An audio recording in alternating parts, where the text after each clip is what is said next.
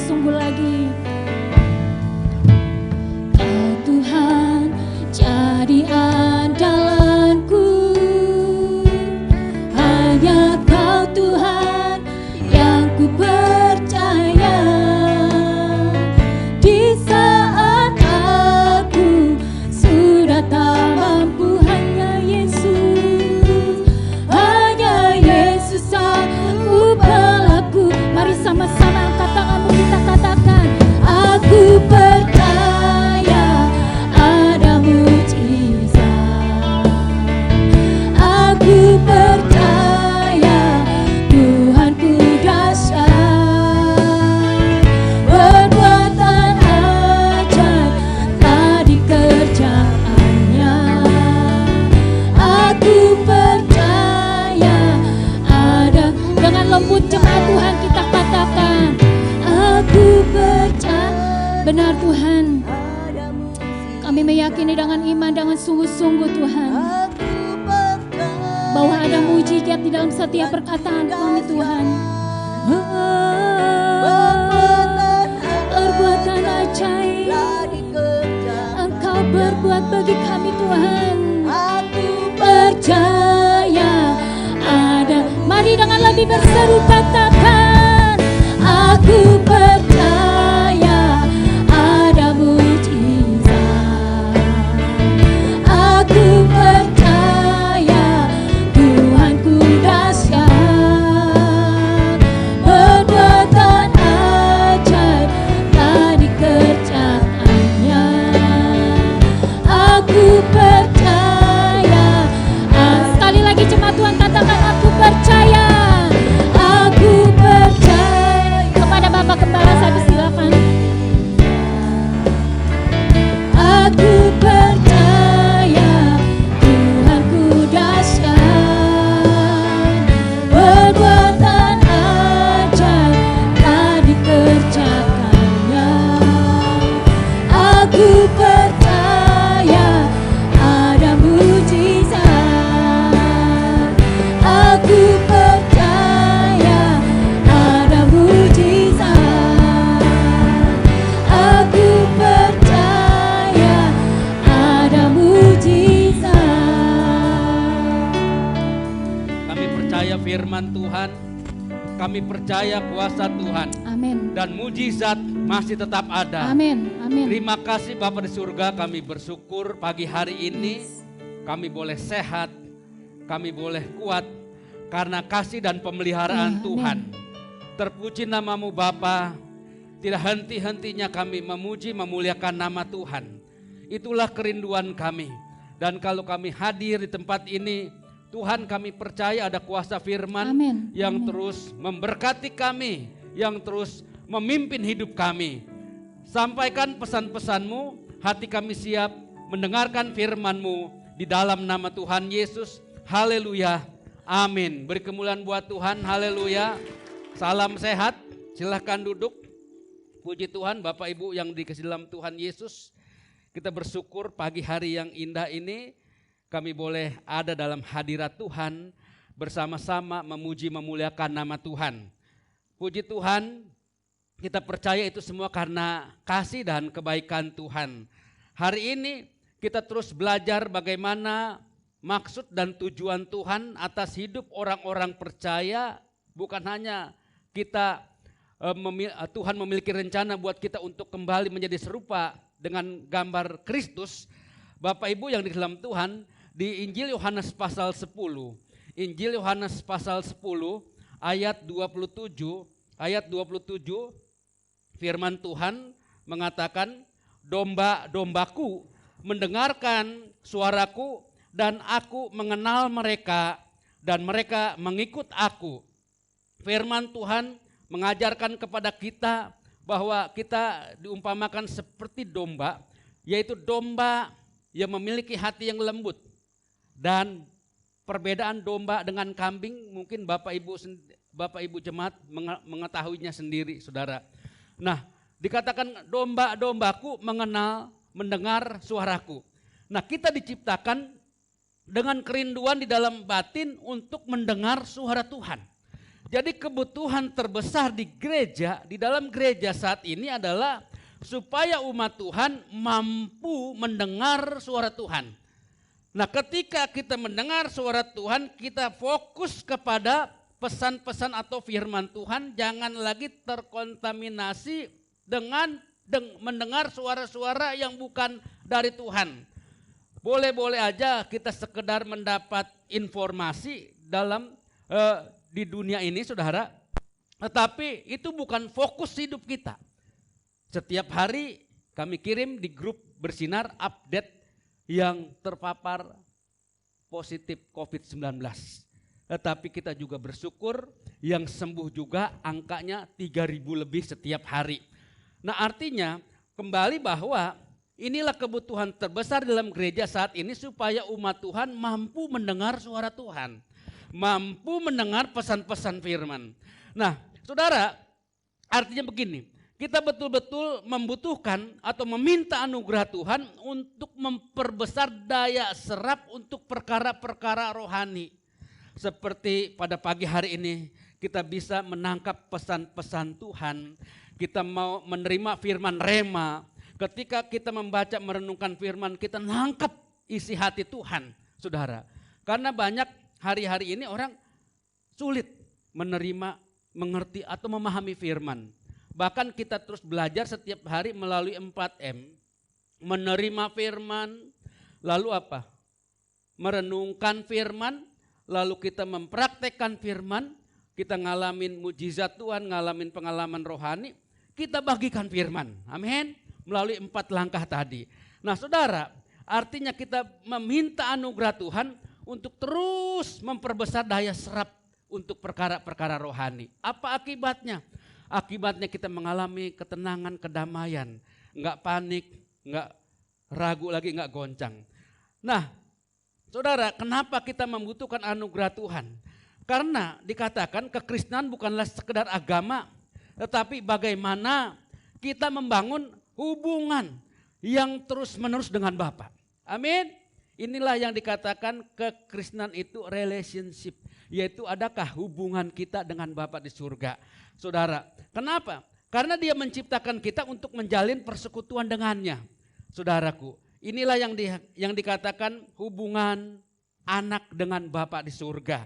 Kenapa doa Bapa kami mengajarkan Bapa kami yang di surga? Itu artinya menciptakan suatu hubungan. Allah yang kita sembah sebagai Bapa, kita orang percaya sebagai anaknya. Amin. Saudaraku, kita melihat bahwa pentingnya kita anak-anak Tuhan memiliki kehidupan roh bukan sekedar aktivitas agamawi. Apa maksudnya kehidupan roh? Kehidupan roh artinya kita memiliki rasa haus dan lapar akan firman. Ketika kita mendengarkan firman, ada hal-hal yang memberkati kita, kita meresponnya, amin. Kita fokus, amin. Antusias akan firman. Jadikan firman sebagai dasar keyakinan. Inilah kehidupan roh. Bukan sekedar aktivitas agamawi, saudaraku. Karena ketika kita membangun kehidupan roh kita, Tuhan akan menyatakan mujizatnya. Tuhan akan menyatakan pemeliharaannya. Saudaraku, inilah yang penting yang kita terus tingkatkan, di mana kita harus terus meningkatkan ketajaman hubungan pribadi dengan Tuhan. Karena ketika kita meningkatkan ketajaman hubungan pribadi kita dengan Tuhan, ini akan memungkinkan penggenapan firman Tuhan terjadi, saudara. Artinya menjadi firman rema. Di dalam 1 Korintus pasal 2 ayat 9. Apa yang tidak pernah dilihat oleh mata, saudaraku. Tidak pernah dilihat oleh mata. Dan tidak pernah didengar oleh telinga. Dan yang tidak pernah timbul di dalam hati manusia. Semua yang disediakan Allah. Untuk siapa? Untuk mereka yang mengasihi, saudaraku. Wah, luar biasa ayat ini. Saudara, inilah ciri-ciri atau tanda ketika kita anak-anak Tuhan yang terus meningkatkan ketajaman hubungan pribadi kita dengan Tuhan. Saudara, ayat ini akan digenapi. Seperti mimpi dikatakan. Kenapa? Apa yang tidak pernah kita lihat oleh mata, ternyata saya mengalaminya. Saya mendapatkannya, saudara. Itulah yang dikatakan kita harus terus meminta anugerah Tuhan hidup di dalam kehidupan roh. sehingga ayat-ayat ini akan digenapi. Itulah yang dikatakan kita mau menerima firman rema. Saudara, kenapa? Karena kepada Allah kita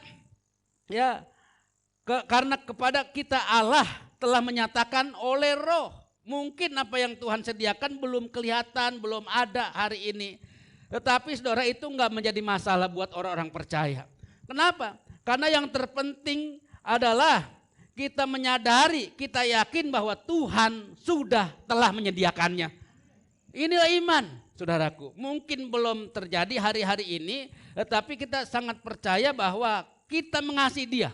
Nah, apa janji Tuhan buat orang yang mengasihi Dia? Maka apa yang telah disediakan oleh Tuhan tidak pernah akan hilang. Saudaraku, itulah kerinduan Tuhan untuk kita orang-orang percaya yang mengasihi Dia. Hasrat etikat Tuhan itu sangat baik, yang terus memelihara, mengasihi, menjaga kita semua. Saudaraku, nah, kita belajar bahwa secara khusus bagi orang-orang percaya yang taat, orang-orang yang senantiasa membangun hidupnya dalam kehidupan rohnya, dikatakan janji Tuhan di mana Tuhan akan menuntun untuk menemukan jenis pekerjaan yang sudah Tuhan tetapkan. Wih, luar biasa. Disitulah ketika Tuhan telah menetapkan pekerjaan, passion kita, panggilan kita, kita semakin enjoy, menikmati di tempat itu. Ini maksud Tuhan supaya apa? Sehingga kita dapat berperan serta menghadirkan dan pengaruh menjadi berkat bagi kerajaan sorga. Wah, luar biasa, saudara. Itu janji Tuhan. Bagaimana caranya, saudaraku? Nah, caranya adalah gereja Tuhan membawa jemaat untuk masuk ke dalam tujuan ilahi dengan filosofi pelayanan yang bersifat rasuli. Pelayanan bersifat rasuli bukan pelayanan-pelayanan yang sekedar memiliki fungsi gereja, kan kita ada visitasi, mengunjungi orang sakit, itu fungsinya, salah satu fungsi. Tetapi kita diarahkan terus untuk mengenal atau mengerti tujuan gereja. Tujuan gereja adalah untuk menggenapi rencana Tuhan buat setiap jemaat Tuhan. Tujuan gereja hadir adalah sebagai representasi kerajaan Allah, di mana setiap jemaat Tuhan memiliki otoritas, memiliki kuasa dari tempat yang maha tinggi. Itu tujuan gereja. Amin. Yaitu untuk mendewasakan kerohanian jemaat untuk tetap dapat mengandalkan kuasa Tuhan. Ini salah satu tujuan gereja hari-hari ini. Saudara, banyak gereja-gereja hanya memiliki fungsi. Fungsinya bagus, ada pujian, ada penyembahan, saudara. Tetapi kembali bahwa kalau kita memahami tujuan gereja yang sebenarnya, ini akan mengembalikan kita, bahkan di kitab Kejadian pasal 1 ayat 26 akan digenapi bahwa Tuhan menciptakan kita segambar dan serupa. Wah, luar biasa, saudaraku. Nah, bagaimana caranya? Saudara, kita mau menangkap paradigma pelayanan rasuli melalui apa? Kita fokus bukan kepada masalah-masalah kita. Gereja tidak lagi fokus kepada masalah-masalah yang dihadapi, karena masalah akan selalu ada. Tetapi gereja akan membawa jemaat kepada tujuan ilahi yang Tuhan telah tetapkan. Dengan membawa jemaat masuk ke dalam tujuan ilahi ini, maka akan dipastikan setiap jemaat selalu menikmati pemeliharaan Tuhan, penjagaan Tuhan secara khusus di dalam kehidupan mereka. Itu tujuan Tuhan. Ya. Nah, apa yang terjadi ketika jemaat Tuhan dibawa kepada tujuan ilahi? Bapak Ibu yang dalam Tuhan, tahu enggak? Jemaat akan jauh berbeda. Itulah yang dikatakan mengalami transformasi yang luar biasa. Jemaat akan mengalami perbedaan yang luar biasa, yang dramatis. Ini akan terjadi ketika gereja terus mengarahkan jemaatnya kepada tujuan ilahi dan mereka masuk di dalamnya untuk menggenapi rencana Tuhan. Saudara, maka dikatakan jemaat akan mengalami pemeliharaan secara khusus, akan menikmati dan siap menerima berkat Tuhan, dan mereka akan jauh berbeda pola pikir paradigmanya. Mereka akan mengalami perubahan yang sangat dramatis sehingga mereka akan bangkit dalam kuasa Roh Kudus. Amin. Nah, bersama gerejanya menggenapi rencana dan kehendak Tuhan, membawa jemaat ke arah kedewasaan dalam Kristus, membawa jemaat untuk mampu menghandle masalahnya, saudaraku. Nah, inilah tujuan gereja. Bayangkan loh, kalau setiap jemaat udah bertahun-tahun mengikut Kristus, saudara. Bahkan namanya dari nama-nama Alkitab, saudara. Bahkan kalung salibnya sangat gede sehingga kalau jalan membongkok, saudara. Tapi ketika ada masalah dia baper, saudara. Nah ini artinya apa? Dia tidak dewasa. Nah itu sebabnya gereja akan membawa jemaat untuk bangkit dalam kuasa Roh Kudus. Amin. Bersama gereja, jemaat akan menggenapi rencana dan kehendak Tuhan. Membawa jemaat untuk mampu menghandle masalah. Membawa jemaat untuk hidup dapat mengandalkan anugerah dan penyertaan Tuhan. Dan menjadi jemaat yang memiliki kualitas hidup yang dapat dijadikan pola bagi banyak orang. Wih, luar biasa. Menjadi model, menjadi contoh. Ketika ada masalah dia nggak baper. Ketika ada pergumulan dia sanggup menghandle masalahnya. Itu tujuan Tuhan buat setiap jemaat Tuhan. Amin. Menjadi jemaat yang dewasa secara Kristus. Enggak selalu meminta-minta tolong. Karena apa? Karena dia mampu menghandle masalahnya. Kami ikutin ketika Father Ruyandi mengajarkan banyak orang Kristen hari-hari ini cacat rohani. Kenapa? Karena minta bantuan terus untuk menyelesaikan masalahnya. Gereja hadir bukan menyelesaikan masalah, tetapi gereja memberikan solusi, memberikan jalan keluar. Supaya jemaat mampu mengatasi masalahnya. Amin. Wah ini luar biasa saudara. Nah saudara di dalam Kolose pasal 1 ayat 28. Kolose pasal 1 ayat 28 dikatakan dialah yang kami beritakan. Apabila dikatakan tiap-tiap orang kami nasihati. Dan tiap-tiap orang kami ajari. Saudara dalam segala hikmat untuk dikatakan dengerin. Yaitu untuk memimpin tiap-tiap orang kepada kesempurnaan dalam Kristus. Haleluya, amin. Saudara kita rindu. Kita terus mengalami kesempurnaan di dalam Kristus. Amin. Buka hati kita menjadi orang yang siap. Dikatakan siap menerima nasihat. Siap menerima pengajaran-pengajaran. Bahkan dalam segala hikmat. Nanti di dalam ibadah yang kedua apa itu pengetahuan, apa itu hikmat saudara. Di dalam kehidupan anak-anak Tuhan ada namanya fase yang tertinggi. Yaitu hikmat. Hikmat adalah kemampuan yang diberikan Tuhan untuk melakukan, mengambil keputusan saudara di dalam hidup ini. Kita butuh hikmat Tuhan hari-hari ini. Di tengah-tengah pandemi COVID yang gak berhenti, kapan berhentinya kita gak tahu saudara. Dimulai dari bulan Maret sampai bulan Oktober ini saudara. Begitu banyak keraguan, kebimbangan, baru usaha sebentar di PSBB lagi. Gak boleh lagi ini, gak boleh lagi itu. Banyak lagi peraturan. Setiap kita wajib mengenakan masker, sering cuci tangan, udah mandi aja sekalian dah. Ya. Banyak hal yang membingungkan. Tetapi yang pasti kita tahu bahwa Tuhan tidak pernah meninggalkan kita.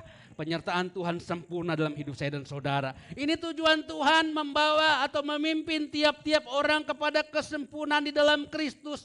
Jemaat yang dikasih Tuhan hari-hari ini mungkin kita sedang bimbang, takut saudara. Ya, ketika jemaat dibawa kepada kesempurnaan dalam Kristus, maka jemaat akan mampu bertahan dalam keadaan sulit. Saudara, apa yang terjadi hari-hari ini, saudara, jangan takut. Tuhan Allah yang kita sembah dikatakan Allah yang Immanuel. Kita mengucap syukur, kita berdoa. Kami bersyukur buat hadirat Tuhan, kami boleh merasakan kuasa Tuhan hadir di tengah-tengah kami. Tuhan datang ke dalam dunia ini untuk mengembalikan kami menjadi serupa dengan gambaran Kristus. Biarlah Tuhan setiap jemaat semakin hari semakin bertumbuh secara dewasa. Mereka menjadi pola yang dapat dicontoh bagi banyak orang karena telah mengalami perubahan yang dramatis. Ya, mereka boleh terus hidup dalam mengandalkan anugerah dan penyertaan Tuhan. Dan janji-janji Tuhan apa yang tidak dilihat oleh mata kami, Tuhan apa yang tidak timbul dalam hati, itu telah Tuhan sediakan bagi kami orang-orang mengasihi Tuhan. Biar itu terjadi buat jemaat Tuhan di tempat ini. Terima kasih Bapa, kami bersyukur buat firman-Mu. Mari arahkan hati kita. Terimalah berkat yang dari Tuhan. Kasih Allah Bapa, anugerah keselamatan dari Tuhan Yesus. Kuat kuasa penyertaan Roh Kudus menyertai kehidupan saya dan saudara. Bahkan dia mengangkat kita semakin naik bukannya turun. Menjadi kepala bukannya ekor. Apa yang kita kerjakan Tuhan buat berhasil dan beruntung. Bahkan Tuhan menjaga keluar masukmu. Dalam nama Tuhan Yesus, haleluya. Amin, puji Tuhan, Tuhan memberkati. Haleluya.